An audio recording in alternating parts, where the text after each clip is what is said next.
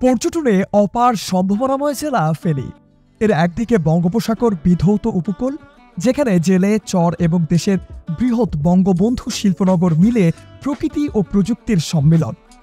ঠিক বিপরীতে অর্থাৎ ফেনীর উত্তরে নদী, ছোট পাহাড়, সবুজায়নের মাঝে সুলতানি, মুঘল এবং জমিদারদের কীর্তি। পর্যটনের পাশাপাশি মুখরোচক নানা খাবারে অনন্য ফেনী। এ জেলায় ঘুরতে আসলে সোনাগাজীর মহিষের দই থেকে শুরু করে মনীন্দ্রবাবুর মিষ্টি না খেলে ফেনী আসাই যেন বৃথা। পাশাপাশি ৭৭ বছরের ঐতিহ্যবাহী জালালিয়ার সিঙ্গারা, যা কিনা সকল বয়সী মানুষের আড্ডার সঙ্গী, কিংবা পরশুরামের খণ্ডলের মিষ্টি এ জেলার বহু বছরের ঐতিহ্য ধারণ করে আছে। ফেনী ও নোয়াখালী জেলার খুবই জনপ্রিয় ও ঐতিহ্যবাহী পিঠা খোলাজা পিঠা। এটা চিতই পিঠারই একটু ভিন্ন ধর্মী ফিউশন। চালের গুঁড়ো, লবণ ও পানি দিয়ে একটু ঘন গোলা তৈরি করে রেখে দেওয়া হয় কিছুক্ষণের জন্য। তারপর মাটির খোলায় পাতলা করে দিয়ে ভেজে নেওয়া হয় পিঠা। ভেতরটা কিছুটা ছিদ্র ছিদ্র এবং আকৃতি হয় রুটির মতো।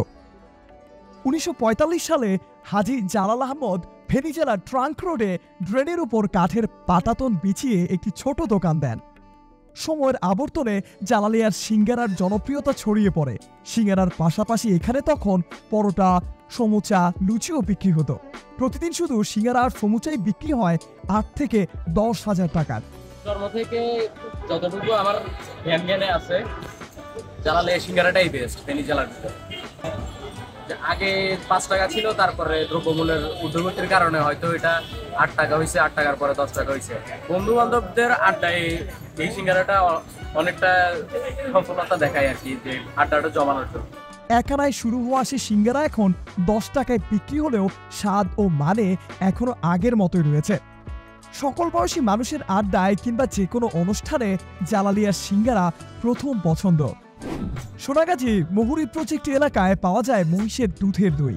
আঞ্চলিক ভাষায় একে মহিষা দই বলা হয়। মহুরী প্রজেক্ট এলাকায় স্বচ্ছ সাদা গ্লাসে করে দই পরিবেশন করা হয়। সোনাগাজীতে গেলেই পর্যটকদের কাছে এ দই খাওয়া যেন অবশ্যম্ভাবী। এছাড়াও সোনাগাজীর পৌর শহরে মনীন্দ্রবাবুর মিষ্টি পাওয়া যায়। ১৯৫৪ সাল থেকে মনীন্দ্রলাল দাসের হাত ধরে এই মিষ্টির যাত্রা। মহুরী সেচ প্রকল্প কিংবা সোনাগাজী ঘুরতে আসা পর্যটকরা এর স্বাদ একবার হলেও গ্রহণ করে। বর্তমানে জেলার অন্যতম প্রিয় খাবারের মধ্যে হাজির মিষ্টি অন্যতম। শহরের বিভিন্ন সড়কে এই মিষ্টির শাখা রয়েছে। রসে ভেজানো এই মিষ্টি ব্যাপক সুনাম রয়েছে জেলা জুড়ে। এছাড়াও ফেনী জেলার মিষ্টান্ন জাতীয় খাবারের মধ্যে সবথেকে ঐতিহ্যবাহী ও জনপ্রিয় খাবার খণ্ডলের মিষ্টি।